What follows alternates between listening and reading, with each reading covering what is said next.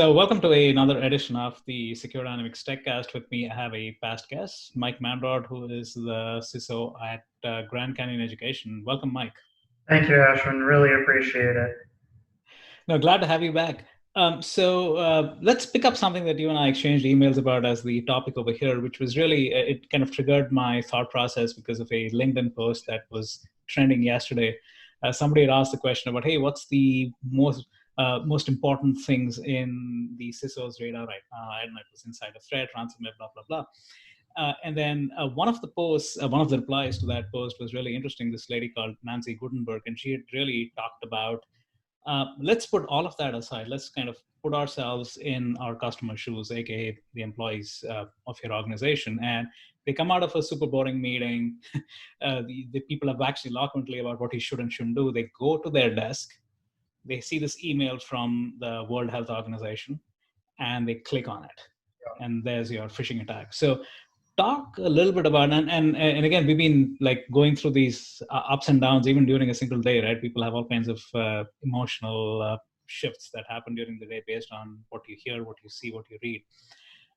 So as a CISO, how do you kind of grapple with this new form of attacks? I mean, phishing attacks have existed forever, right? But again, the human ability to separate the good from the bad and just give everything else going around us. So what's your experience been?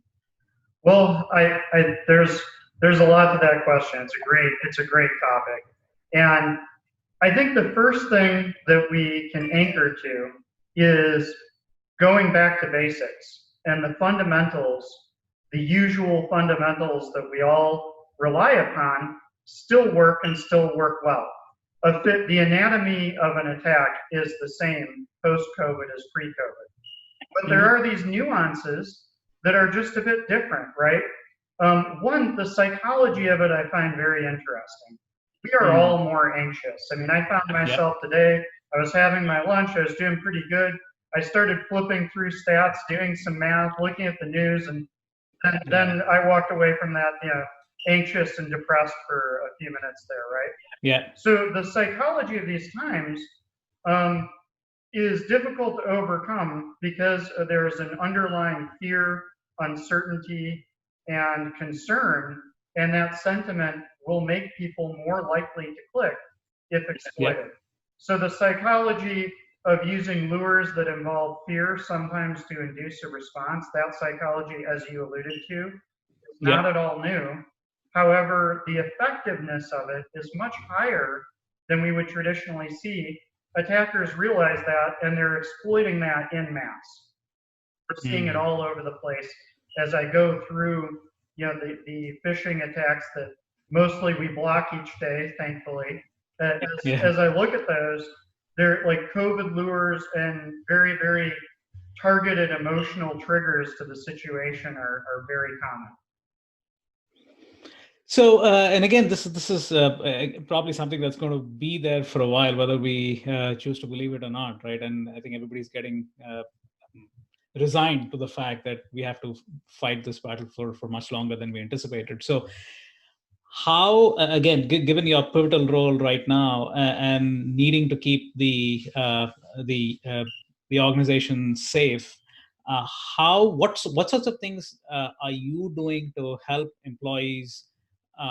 End users, and again, I use the word employees loosely because they're at home and they're a mom, they're a dad, they're a son, daughter, whatever, right? I mean, so it's all of these things intertwined together. So how do CISOs deal with that entity right now to be able to really be on top of anything, or on the flip side, be aware that things are going to happen? And like you said, you've gone through emotional upheaval every single day, as I go through, and millions of others. And how do you detect and remediate, knowing that these sorts of clickbaits will happen? Well, so there's the technical aspect and the non-technical aspect. The technical aspect is easier because hopefully most mature organizations already have the traditional solutions that we use to stop both commodity and more advanced phishing and malware-based attacks that involve user interaction and lures that appeal to emotions. So the ability to automatically pull, sandboxing of links and attachments, so on and so forth. We do need to think about the technical uniqueness of 2020 in that a lot of us have a much more unique remote workforce footprint than we normally have. We were lucky that we actually had quite the remote workforce before, but obviously it wasn't everybody. So there's definitely solution gaps that we can all see where we rely on controls on the network that aren't there anymore, or maybe we have to get them different ways. So the more complex part is, what can we do to make sure, one, we're raising awareness? And I love that post on LinkedIn from Nancy, because it really is, we can't talk people to death on it. We have to make it fun. And in times when everything is sensational, we maybe need to make our security messages not doom and gloom. People are getting enough doom and gloom right now. They don't need our security awareness training to be one more of those things. So we like to make it fun. Like, one of my favorite ones that we've written is like, we'll take famous songs like Last Dance with Mary Jane, by Tom Petty, and rewrite it with phishing based lyrics. One of my favorites by my predecessor, Andrew, that he wrote which he actually did a copyright on, which was one fish, two fish, red fish, blue fish, but rewritten as a phishing theme. So shout out to Andrew Roberts there. He did a tremendous job coming up with that. I think that if we make it fun, if we make it enjoyable as we educate people, fun to read, and we lighten it up a little bit, then people aren't going to just snooze and, oh my gosh, more security awareness. They'll be like, oh, cool, what fun thing did they write today?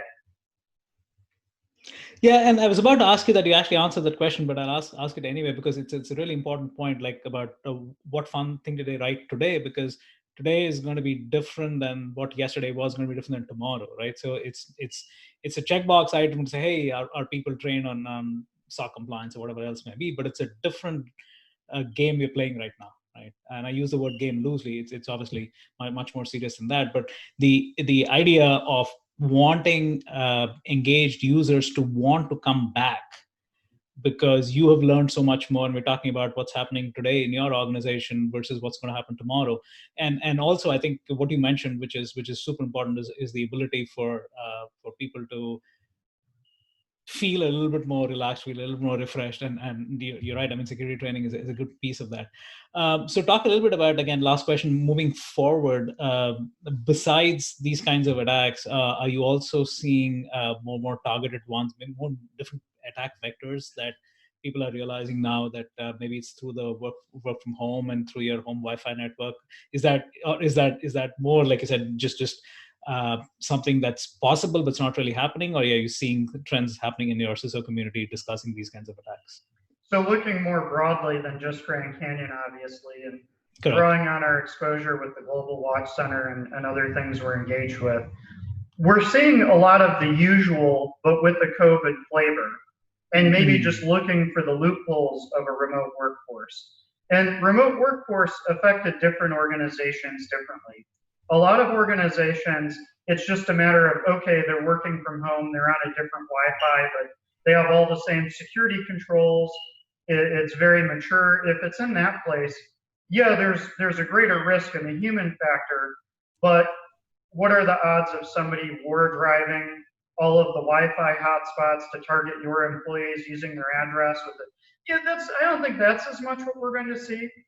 But there are a lot of organizations with increased BYOD. Some organizations didn't have laptops for everybody. Yeah. Or in the mad push to them to get them, some organizations couldn't compete to get them even if they had the money. There was a finite supply in March, April, May. So in those cases, then yes, if you have people using their own devices and maybe the security controls aren't trued up, you're not running all the same things there, you're not using the same default image and hardening criteria, yeah, people being at home could make them much more vulnerable in that regard. So, and in general, I think things have gotten more mobile and remote friendly and more collaborative to try to accommodate all this. And that comes with that's a double-edged sword. Correct. And I think one of the enduring human qualities is obviously resilience. So we'll obviously get through this, but during that process, like you said, I think people have to stay engaged and have to need a reason to want to come back, right? So I think, yeah, it's a great topic. And again, thanks for your time. Always great chatting with you, Mike, and stay safe. Yeah, you as well. Stay safe and great chatting with you, Ashwin. Have a great day. Thanks.